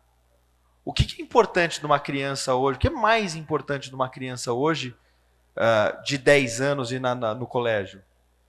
É ela ser mordida pelo outro coleguinha, ela entender que existe uma sociedade, que a coisa é dela. Isso é o grande, né, quando você olha de uma... Óbvio, tem muitos instantes, mas o convívio em sociedade é onde eu acredito muito que a universidade tem. E a gente estava discutindo hoje, né? Tem universidades que estão... O Brasil é muito grande, que elas estão simplesmente colocando um vídeo no YouTube para o aluno ver. Tem escolas públicas que elas botam um vídeo de um menino falando, o professor senta, bota o play, aí todo mundo assiste. Por quê? Porque ele falando, ele não foi preparado para ensinar esse cara, que é o que você falou, era o cara que usava transparência. E aí o mundo passou meio século aqui e ninguém ajudou esse cara. Esse cara do nada foi colocado atrás de uma câmera para dar aula para um monte de câmera fechada, sem entender como é que funcionava o chat. Então é muito difícil, é muito complexo. Mas eu acho que a discussão está acontecendo. Eu acho que não é sustentável. As escolas, né, acho que não é sustentável do jeito que a gente está. Essa pasteurização ela vai ter que, de fato, acontecer, mudar, tirar, né, acabar essa pasteurização e a gente mudar essa forma de ensino. Porque existem ainda pessoas que funcionam, que precisam disso. É o que você falou. Na academia a gente precisa, e ela forma muito bem. Mas se a gente quiser mão de obra, se a gente quiser entender isso, a gente vai precisar mudar. Mas a discussão é ótima, eu vou adorar sentar aqui e conversar com você. Bom, difícil responder de forma pragmática aqui, porque as perguntas são pauleiras aqui, tá? Ok, então, obrigado. Como disse anteriormente, meu nome é Cláudio Gottschalk Duque, eu sou professor da Faculdade de Ciência da Informação. Às 8h50 eu vou dar aula sobre inovação e empreendedorismo. Boa! E a minha pergunta, em parte, né, o colega Foina ali já fez, você já respondeu, mas o que me incomoda muito é porque nós estamos em Brasília, eu também não sou daqui, cheguei em 2006, e essa cultura, né, essa cultura do concurseiro, essa cultura do Estado, do estatismo, né, que aqui a maioria dos alunos está voltado para concurso federal, concurso distrital, concurso estadual. Então, você quebrar, né, essa cultura, quebrar esse paradigma, realmente é estressante e extremamente desafiador. Então, eu gostaria que você falasse um pouquinho disso, como é que eu posso fazer isso, porque eu venho fazendo isso desde 2006, né, com alguns resultados. Eu tenho ex-alunos que estão lá em Montreal, por exemplo, foi citado, ele tem uma startup lá em Montreal, saiu daqui, foi meu aluno, ele era da computação, chegou a ser meu aluno em uma startup também, que eu também já participei, e não deu certo. Foi em 2009, nós não conseguimos, né, quebrar o ciclo, morremos enquanto startup. Então, eu queria que você falasse um pouquinho assim, como motivar essa nova geração, que ela está aí, né, imersa na informação, mas, ao mesmo tempo, não sabe nada de nada, não tem foco em nada, está perdida. Né? E como que a gente vai fazer para focar, né, esse pessoal justamente no empreendedorismo, na inovação, né, numa vida melhor, pensar na questão da humanidade. Eu sou formado em humanas, sou formado em letras, né, e trabalho com TI desde a década de 90. Né, então, como é que vamos valorizar isso nessa nova geração? Obrigado. Eu vou te pedir para ser vamos ser breve aqui, porque de novo, acho que já passou um pouquinho o tempo, mas gerar impacto leva tempo. eu acho que não desista. Acho que você seguir aqui, né, dando esse depoimento, continuar tendo ótimos cases, levar esses cases, eu acho que é isso. A gente precisa de mais professores como vocês que estão aqui. Então, acho que a gente pode conversar mais, não quero me estender, porque senão eu vou pedir um vinho aqui para a gente poder ficar aqui falando. Mas gerar impacto leva tempo, não é simples, acho que é um trabalho árduo. De novo, a Singular está desde 2008, eu estou há 3 anos aqui, leva tempo, então desiste não que está no caminho. Obrigado.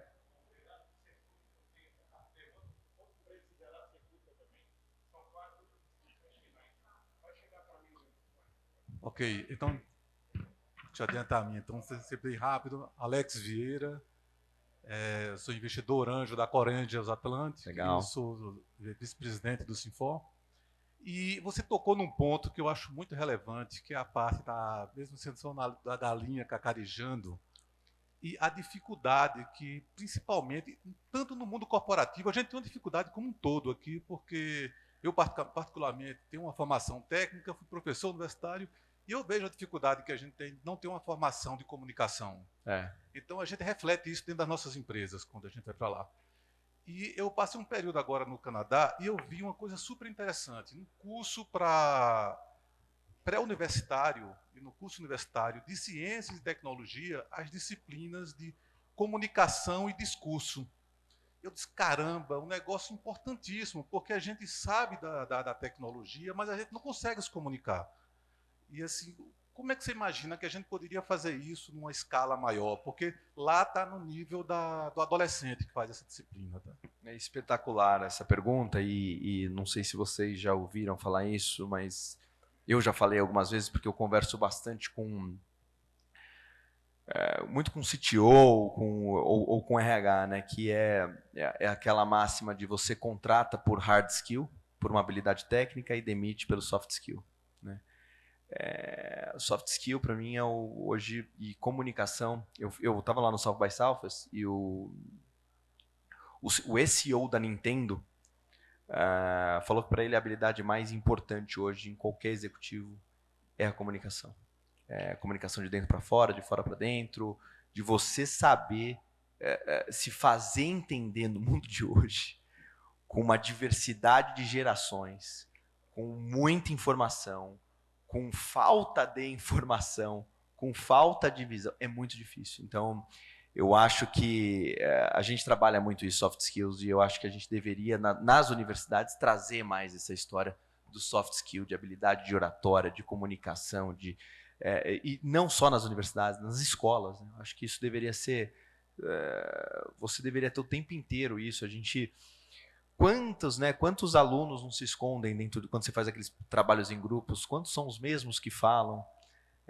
Quantos são, né? E a gente vê isso e acho que a gente deveria trabalhar cada vez mais isso. Para mim é uma habilidade importantíssima e que acho que a gente está debatendo. Eu acho que o mais bacana é que a gente está debatendo, mas eu concordo plenamente com o teu ponto e essa história dos soft skills e hard skills a gente vai precisar equilibrar e os soft skills eles estão ganhando, né? Resiliência, adaptabilidade.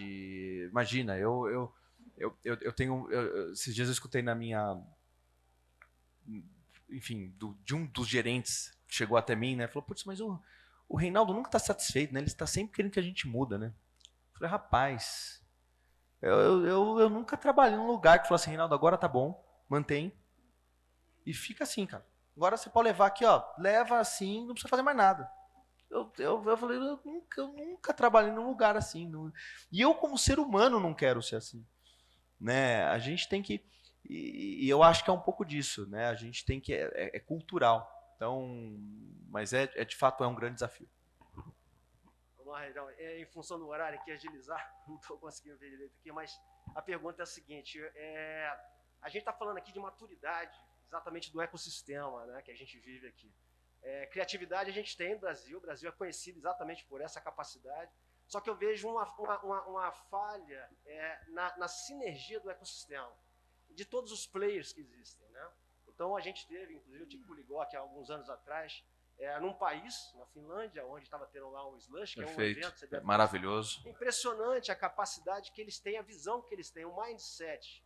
Então, a minha pergunta está ligada a isso para você. Como é que a gente pode trabalhar esse ecossistema que a gente vive, os empresários, a universidade? Eu mesmo tenho um spin-off saindo da empresa agora, que se chama The Future Kids, para a gente trabalhar a família no núcleo mais elementar, né, social da criança, para buscar exatamente um conceito de Smart Cities amanhã, onde lá, inclusive, a gente viu empresas, unicórnios, né, onde a concorrência ela é aliada, é impressionante. É isso. A gente presenciou lá uma palestra onde ela falou, né, assim, olha, 6 meses antes de eu lançar um produto, eu vou na principal concorrente aqui e apresento. Quer dizer, o foco realmente é como gerar valor. E escalar, né? E com consequência vem o benefício. Então, como é que a gente pode mudar essa realidade nossa aqui? Né? É cultural e a gente tem que... Eu acho que... Eu lembro que há uns anos atrás, quando eu estava muitos anos atrás, quando eu estava na faculdade, quando alguém tinha uma ideia, chegava assim, me chamava no canto, cara, vou te contar um negócio, mas assim, você não fala nada para ninguém. E isso aqui vai mudar. Hoje em dia, quando a gente vê nesses pitches, os speed day de pitches e tudo mais, acho que a gente está mais aberto a contar, porque o que a gente percebeu, de fato, que a ideia vale muito pouco, né? O que vale é a execução, né? A ideia ela é importante, mas o que de fato faz o negócio ganhar forma e escalar é a execução. Então não adianta nada você falar uma ideia se você não souber executar. E eu acho que colaboração é o nome do jogo. Você sabe que a gente lançou lá o Learning Village, um espaço de 4.000 metros quadrados, é um hub. E hoje, das 44 startups que eu tenho, 32 são edtechs que são concorrentes meus. E aí todo mundo, puxa, nossa, é maluco, cara. Você está trazendo concorrente para... Cara, eu prefiro que esse cara esteja aqui e eu veja ele decolando, eu começo a ver que ele está... para eu entender o que ele está fazendo, para eu poder colaborar com ele, para eu poder lançar um produto com ele, para eu poder fazer um M&A, para eu poder investir, whatever. Ou até ele ser maior que eu daqui um dia e ele me comprar. Eu acho que esse é o nome do jogo hoje. Eu acho que você tocou num ponto fundamental. Se a gente não entender que eu não sei se vocês viram, a Oracle e a Microsoft anunciaram um projeto de cloud na B3. A Microsoft estava há anos negociando aquilo. A Oracle estava do outro lado, há anos negociando. Aí elas juntaram e falaram assim, cara, vou lá, eu entrego isso aqui. Ele está querendo que eu entregue isso aqui, que eu estou batendo na tecla que para isso aqui. Vamos fazer juntos? Pela primeira vez, a Oracle, concorrentíssimos, estão entregando um projeto milionário na B3 de cloud. Ninguém imaginava. Então eu acho que a gente tem que... Essa mentalidade da cooperação, da colaboração, para escalar e para ganhar o game, ela é fundamental. E aí, de novo, isso é com a academia, é com as universidades, são com as startups, são com o seu concorrente. É você jogar de forma de ecossistema, né? Quando eu vejo muita gente falando de ecossistema, fazendo assim, ecossistema, ele abre. Isso aqui é grupo, isso aqui é fechado. Ecossistema a gente abre, a gente deixa fluir. Então, é trazer isso, e a gente tem falado agora, a gente fala que a Anima hoje é um bioma, né? Ele falou um pouco disso, é um bioma.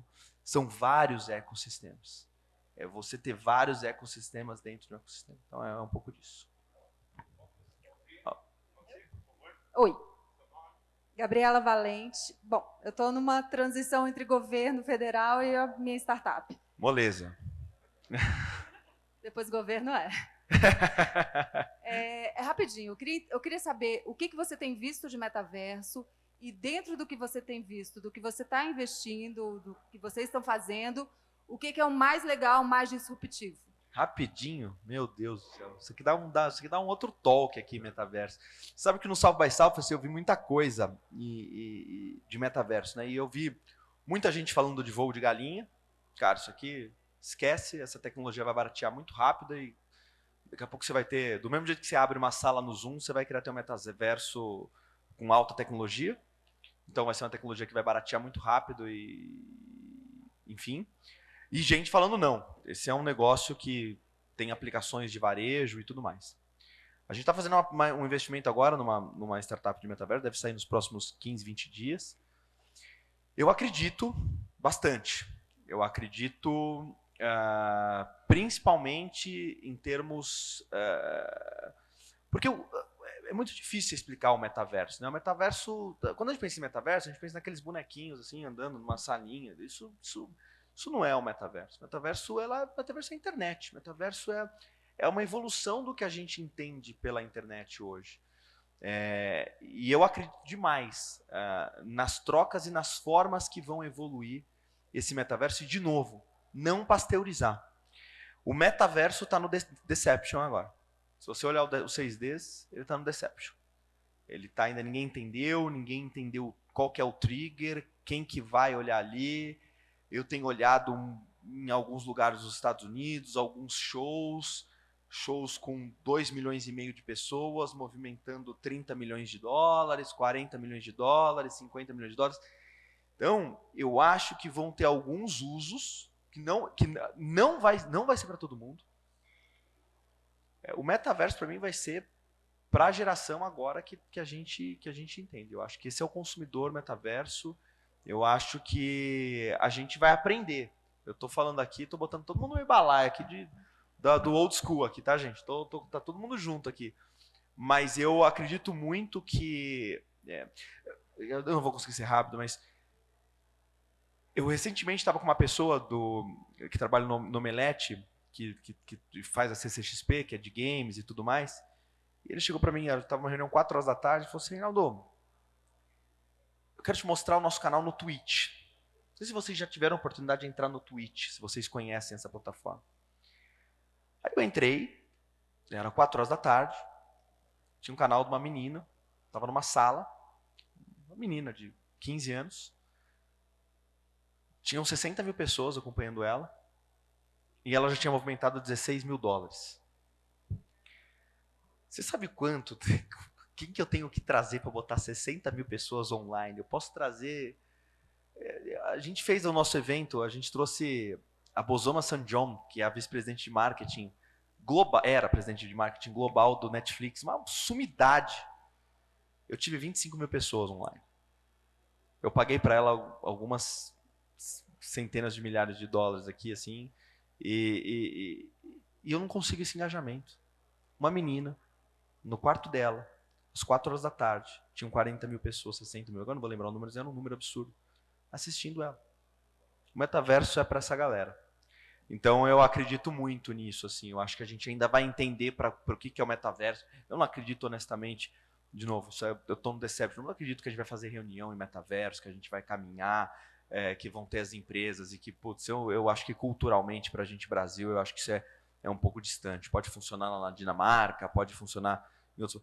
Mas eu acho que o metaverso vai ser muito para a nova economia, para a nova geração que vai consumir muito desse lugar. E um exemplo é o Twitch, que eu fiquei assim, embasbacado às 4 horas da tarde, uma menina fazendo 16 mil dólares no quarto dela, sem nenhum recurso.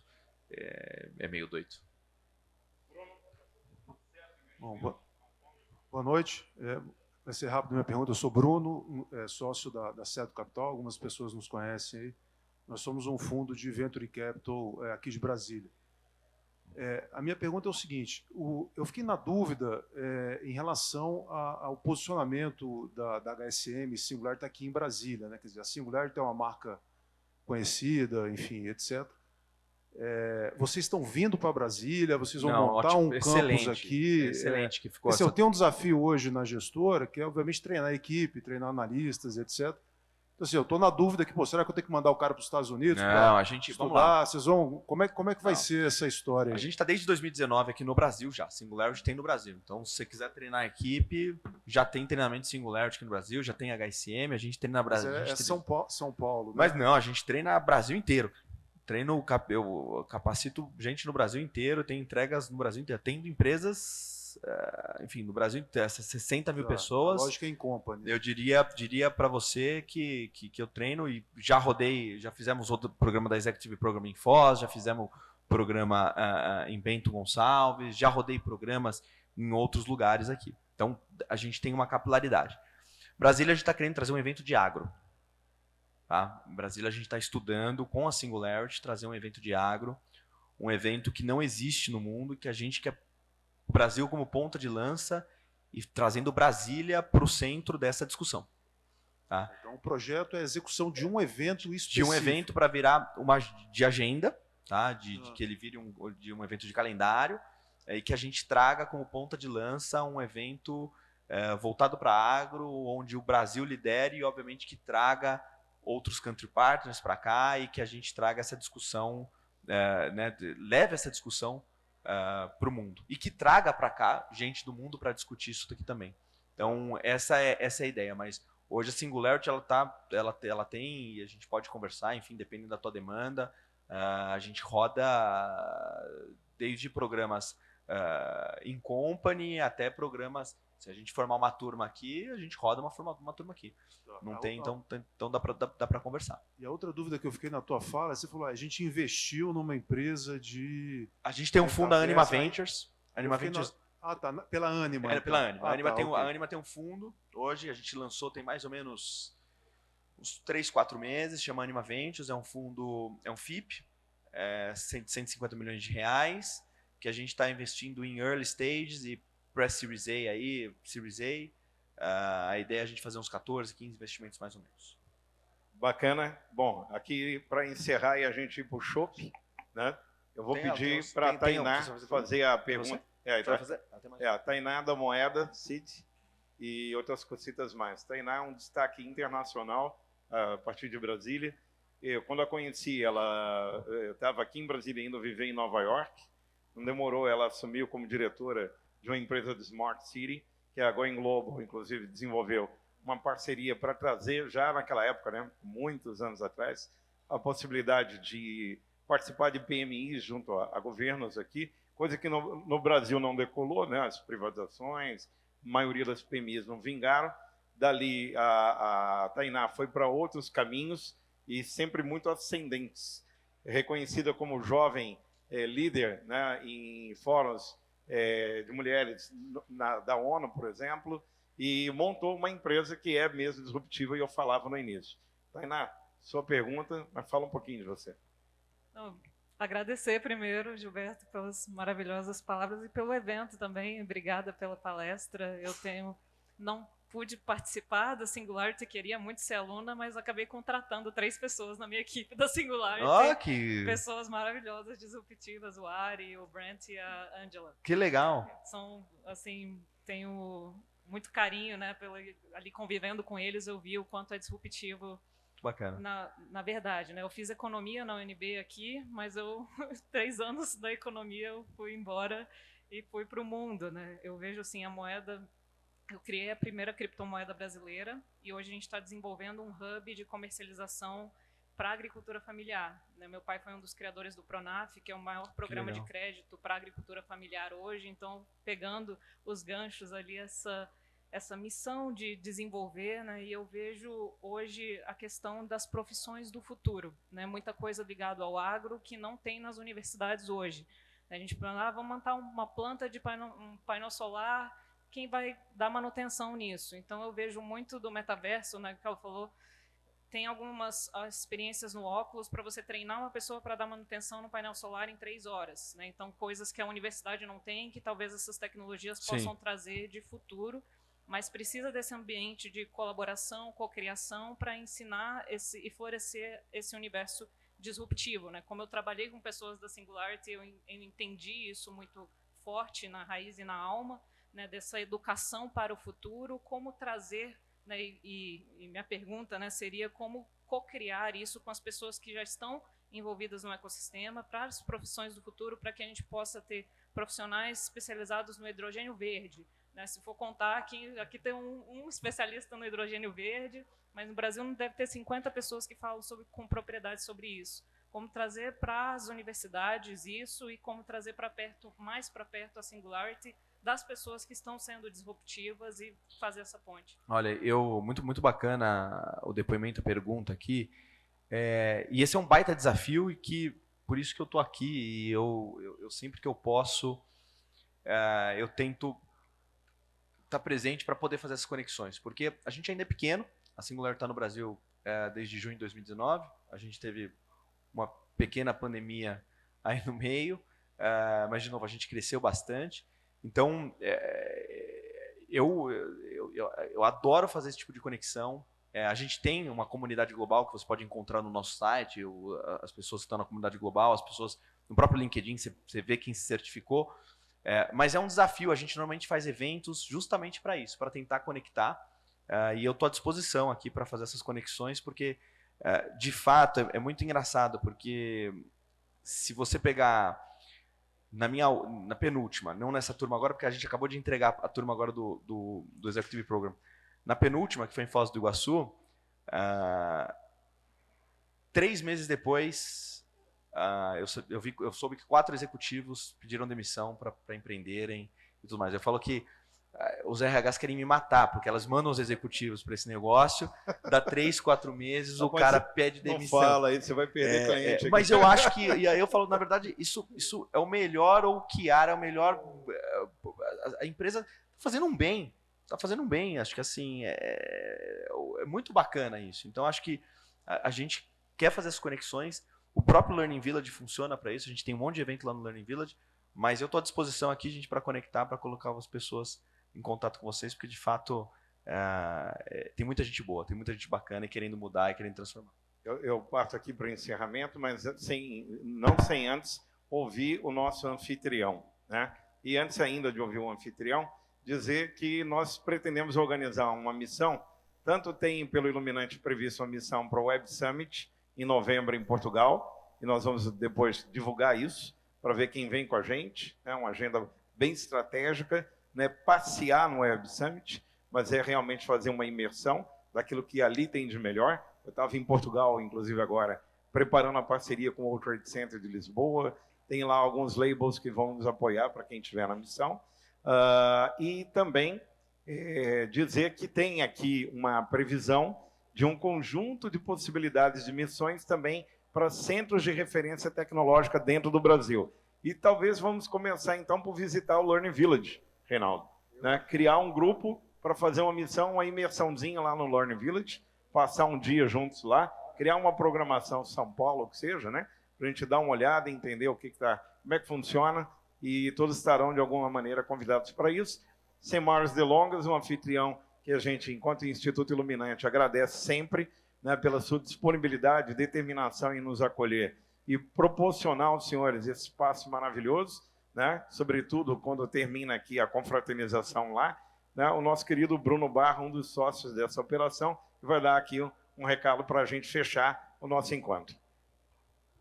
Oi, gente, boa noite. Obrigado pela presença de todo mundo. Meu nome é Bruno, sou um dos idealizadores e sócios do Mezanino. É a segunda vez que eu recebo o Iluminante aqui e a gente é muito feliz com essa parceria. A ideia é que o Mezanino receba eventos desse tipo com frequência. Esse espaço da galeria ele foi reservado para receber grupos e não com o objetivo de locar para eventos corporativos, mas para que a gente possa transformar o Mezanino nesse lugar de encontro, trazendo temas que sejam relevantes na área de inovação, de tecnologia, de entretenimento. Obviamente, a gente aluga para eventos corporativos, mas não é esse o foco.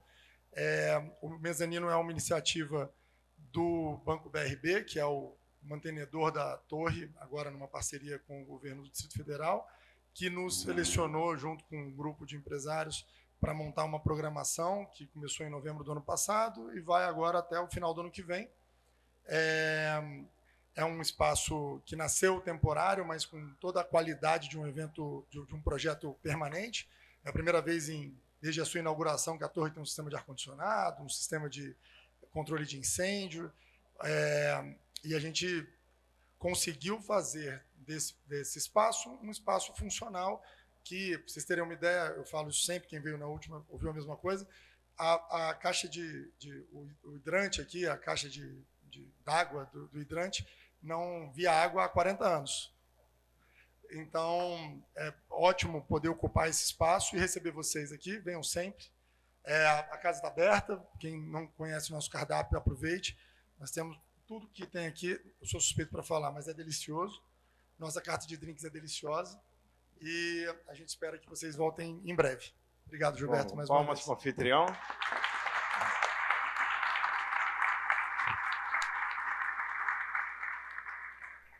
uma mensagem aqui final, dizer que hoje nós conversamos muito sobre isso, muito do que foi comentado e perguntado aqui, é incrível, né, como fez parte da nossa troca hoje. Cada vez eu acho mais nós estamos entrando numa fase em que faz sentido a frase, mais do que high-tech, human touch. Nós precisamos olhar realmente para isso. As velhas estruturas, os velhos modelos, as velhas sinapses que tentam reproduzir, né, o padrão biológico que quer repetir sempre o mesmo, né, o padrão químico do próprio corpo que leva a gente sempre a ter o mesmo comportamento, fazer sempre tudo igual, não querer alterar, realmente não consegue mais ter espaço num processo exponencial de mudança, uma velocidade exponencial de transformação que a pandemia acelerou. Mas sem passar pela sensibilidade humana, a gente corre o risco de também supervalorizar esse high-tech em detrimento da vida. E nós precisamos trabalhar o que é de ponta na tecnologia em favor dela e não em detrimento dela, né? A qualificação de cada um de nós enquanto objetivo de vida, determinação, propósito nas nossas buscas, a razão de ser da nossa pegada na areia aqui, ela não pode ser só ganhar dinheiro, pagar as contas, deixar folhas e folhas, e tomara que vocês deixem, né, na declaração de imposto de renda. Tomara que deixem. Mas isso aí é herança. Acho que nós estamos precisando de uma reflexão profunda e maior do que foi feito até agora, dos legados, mais do que herança, dos legados, que não podemos deixar. Não é possível que uma empresa não compreenda que o seu instrumento principal, a certidão de nascimento, seja contrato social. A nossa existência, ela já nasce com a necessidade desse contrato com a sociedade. E não é por acaso que dentro dele há algo chamado objeto social. Se ele não está claro para a gente até agora, algo está errado. Se o nosso velho modelo vertical de reprodução do ganho, do lucro, da competição, que não se une com ninguém, os exemplos aqui foram incríveis nesse sentido, onde o mundo olha para cooperar mais do que competir, obviamente, onde a economia colaborativa, a economia do compartilhamento, a economia circular é o grande nome. Apenas a economia circular aponta nos próximos 10 anos para 5 trilhões de oportunidades de negócio. Está na hora de regenerar o planeta, mas começar por regenerar a mente de cada um de nós. Ressignificar o nosso próprio foco existencial, enquanto empreendedores, enquanto empresários, líderes políticos, líderes públicos, de alguma maneira, para compreender um pouco melhor que legado é esse, que pegada na areia é essa. Se a gente puder, em definitivo, de verdade, né, trabalhar a intensidade das nossas vontades, a melhorar e purificar o máximo das nossas intenções. Nesse caminho, certamente, o universo, a sincronicidade, tudo que for preciso, virá em favor da concretização dos sonhos. Talvez até a escolha e os desejos estarão melhor depurados por uma vontade de impacto coletivo. Então, o nosso olhar, a nossa percepção, quando falamos no Iluminante impacto social, é para poder resgatar esse humano. É para poder resgatar toda essa troca. Por acaso acaba predominando um pouco de TI, telecom, né? Mas nós estamos falando de tudo. Nós estamos falando de mudança radical em todos os setores da vida. Se a inteligência artificial avança de uma maneira extraordinária por um lado e a manufatura aditiva 4.0 por outro, a grande pergunta que se coloca é os empregos. E tem que ser pensado. Por que Davos, depois de falar do Great Reset, também discutiu fortemente a renda mínima universal? Para onde vai caminhar a humanidade em todo esse processo de transformação e mudança? Mas a pergunta mais importante, qual é o meu papel nisso?